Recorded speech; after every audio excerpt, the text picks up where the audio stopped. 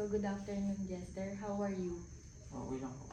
Okay, it's nice to see you again. So this is our second remedial session. So for today's session, we will focus on reading and writing. Before we begin, let's have a short prayer. Kindly lead us our prayer. Ang po naman sila, sa araw ko na nung nangyari mo sa mga po, kinabay niyo po kami at salamat po sa pang-araw-araw na blessing po ang binibigay po. Ngayon sana po nagabay niyo po kami sa pagsabog po namin. Sana po may matutunan po ako sa ngayong araw po na ito. Sana po inilig po namin at lang hindi ang Panginoon Diyos sa isime. Thank you. So now here's the objectives for today. So the objectives, at the end of the lesson, the learner should be able to answer open-ended questions about the story using complete sentence in present tense.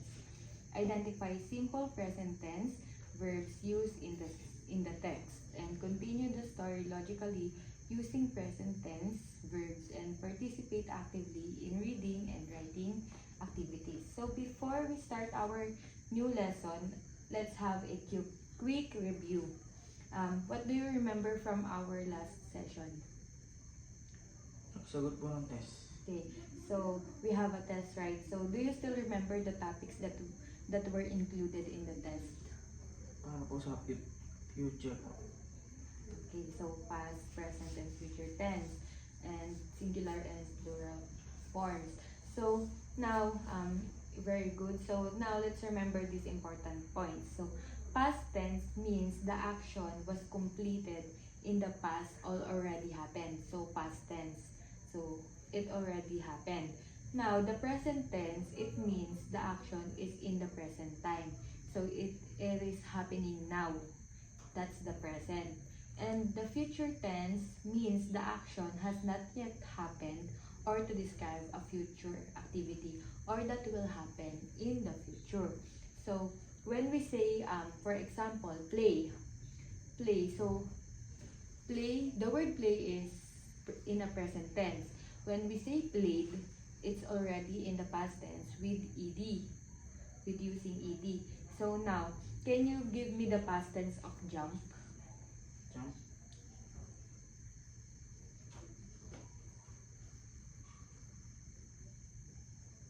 It's jump, right? How about when we say run? What's the past tense of run?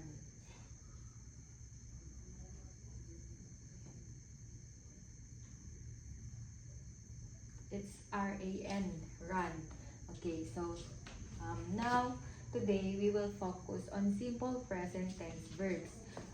We use present tense to show actions that happen now or regularly. For example, I walk to school.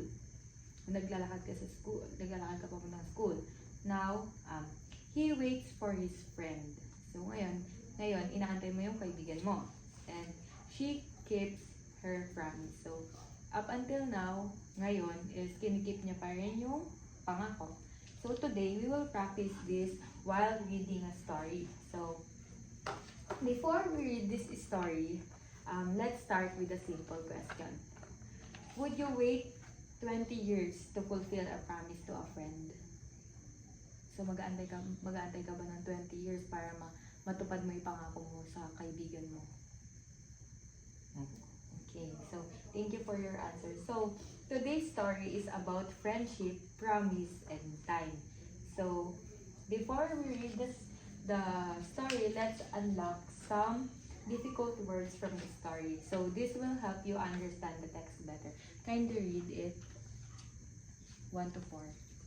Okay.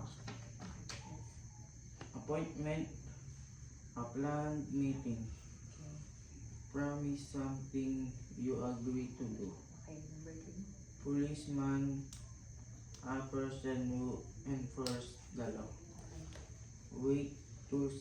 Wait to stay until something happens. Okay.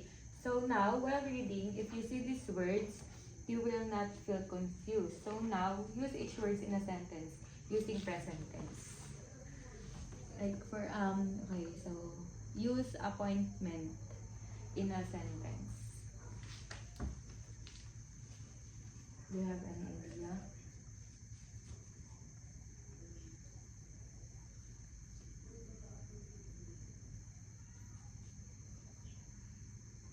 Okay, so for example, appointment. I have an appointment to attend right now, like that. Or wait, like I wait for my friend. Or when we use policeman in a sentence, in a present tense, like a policeman checks the street. Are we clear? Do you understand me? Okay. So now, this is the reading material entitled After 20 Years by O. Henry. So you can read it. So um, you can read it silently or loud, and read it carefully and clear. So if you have any questions, just let me know so I will help you. You may start now.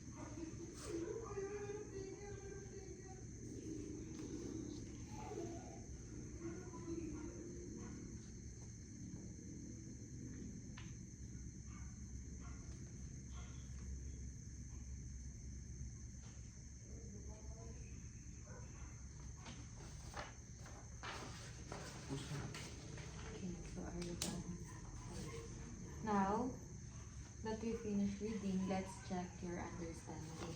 So, you will answer 5 open-ended questions about the story. After answering, you need to read it aloud, okay? So, kindly read the questions carefully and write your answers on 1/2 sheet of paper. Let me start now.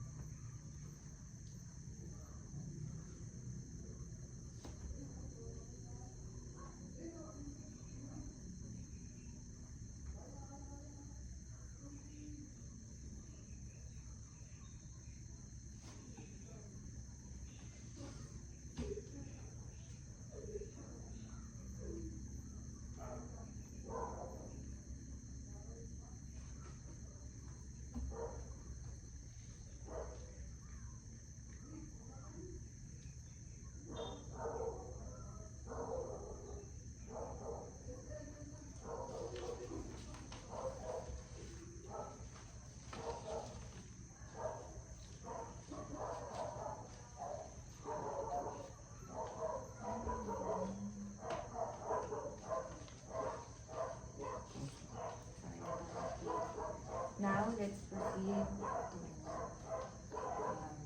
giving your answers. So number one, who were the two characters mentioned in the story? Kindly read your answer. Jim and Bob. Okay. So why was the man standing in the doorway? Kasi may naabangan siya. Okay. He waited for someone. So now, number three, what agreement did the two friends make 20 years ago? Maghihintay sila ng 20 years bago magkita. Okay. So they they wait for each other.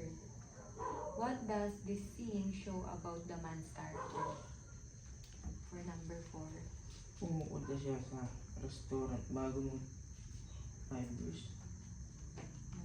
Okay. Very good. So number five. Would you wait for a friend for 20 years? Why and why not? Mag-aantay ka ba para sa kaibigan mo sa loob ng 20 years? Kasi may pangako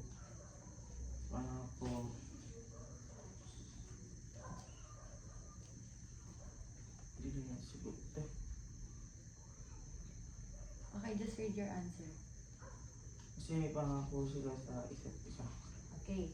So, when they have a promise to each other, kung ikaw yung mapupunta sa lugar na yun, and you have to wait for your friend, for your siblings, or for your family for 20 years, would you wait for them? Yes. And why? Kasi may pangako. Okay. Okay, so now, before we move to our next activity, let's summarize what you learned using 3, 2, 1 strategy. So, can you give me 3 things you learned in this story? Matutong tungkol sa Okay. Next.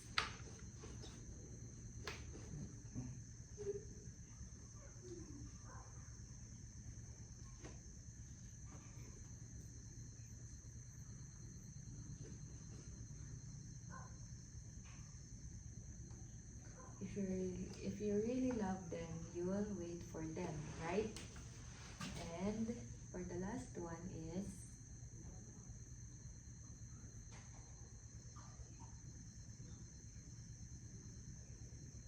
do you have any idea? Okay, so how about 2 present tense verbs we use today? Present tense that we use here, like for example, wait, or any present tense verbs that you found here. Okay, wait is wait. okay, mention, yes. Okay, so how about one reason why reading is important in writing? Bakit mahalaga yung pagbabasa para para makapagsulat tayo? Para may intindihan. Intindihan yung Binabasa. okay, so very good. So that's a great answer. So reading helps us to understand ideas, and writing helps us to express them, right? Okay, so now let's proceed to application. It's called continue the story. So in your 1/2 sheet of paper, you have to answer this one. Imagine so you're going to answer in you're going to continue the story by writing 3 to 5 sentences using simple present tense. Okay, so imagine what Bob and his friend do after their meeting. What happened next? Based on your imaginary, based on your just write anything you think. So what will happen next after their meeting? It's okay kahit Tagalog. In 3 to 5 sentences.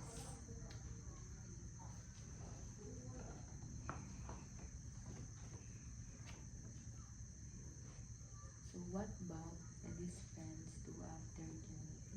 Just continue the story. Anything. What ideas you have?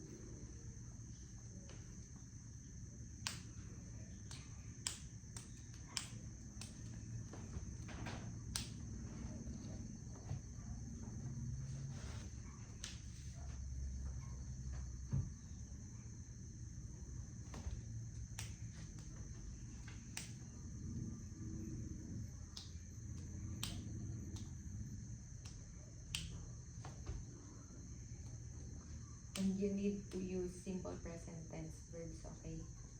Like wait, anything na verb or action word in a present tense.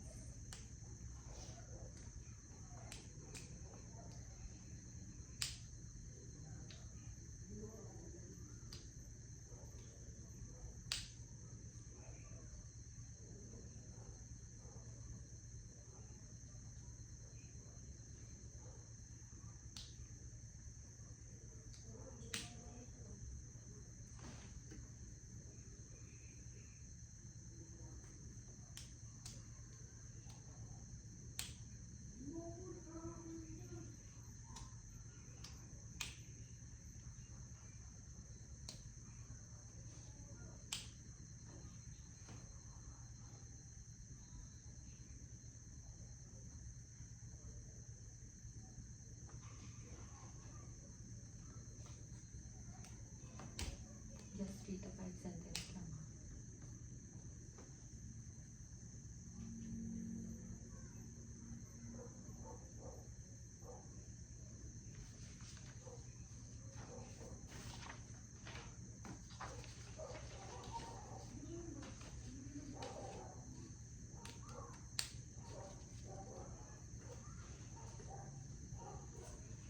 Pwede tulong. Okay, so can they read what's your answer? Naging masaya sila kasi natupad nila ang pangako ni pangako pangako pangako sa isa't isa na maghihintay sila ng 20 years bago magkita. Okay. So, great job. So, now, let's answer a short evaluation. So, here's the answer and the questionnaire. Then, kindly read the directions, please. Kindly read the directions.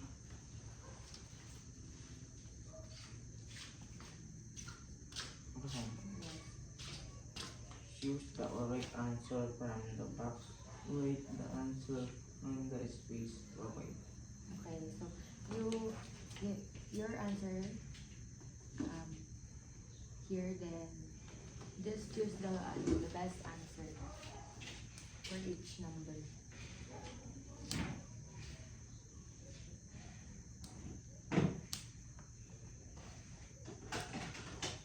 If you have any questions, you can ask me.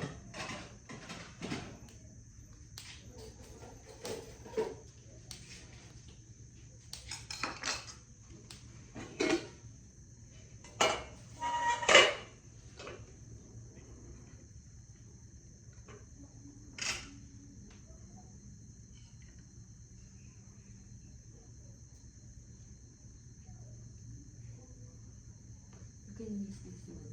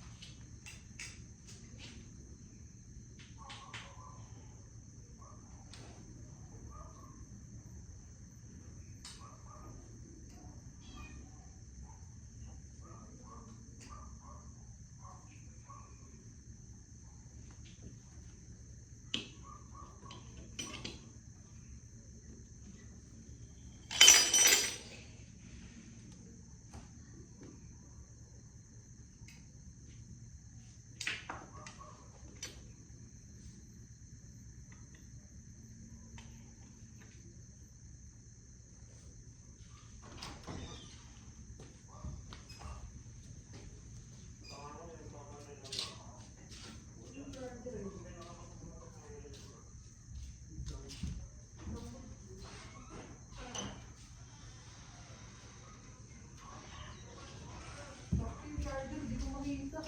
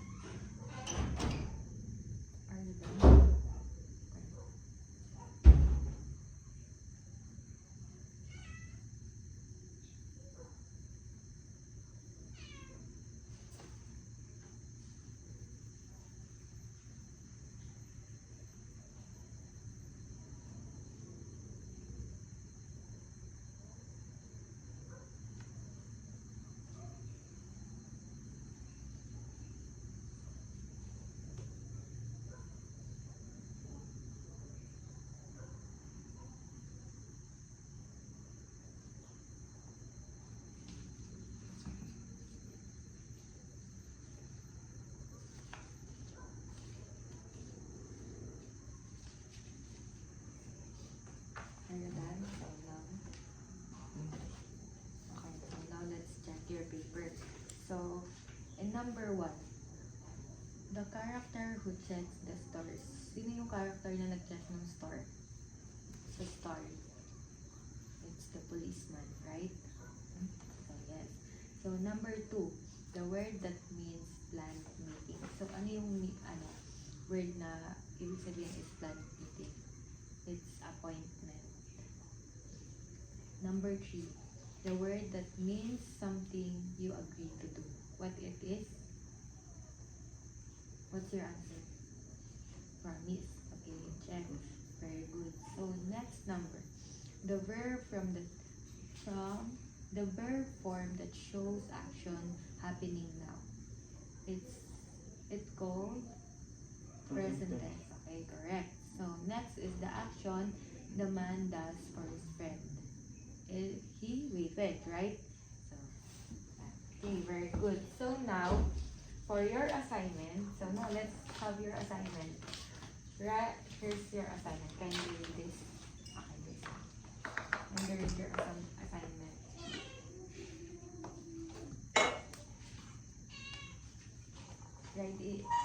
Read it loud. For your assignment, write 5 sentences Okay. about a promise you make or someone make to you. Use simple present tense. Well, write your answer on one fourth, One half. one half Sheet sheet of of paper and share it in our next session. Yes. So, for your assignment, write 5 sentences about a promise you make or someone makes to you. So, use simple present tense verbs and write your answer on one half sheet of paper and submit it on our next session. So, here's a copy. Then, if you have any clarifications and questions, Copy. no, okay na yan, sa'yo na yan. You can ask me. So, do you have any clarifications or questions about our lesson for today? Okay, so that's all for today, and thank you for participating and doing your best. So, see you again in our next session. We will continue improving your grammar and writing. So, thank you. Class dismissed.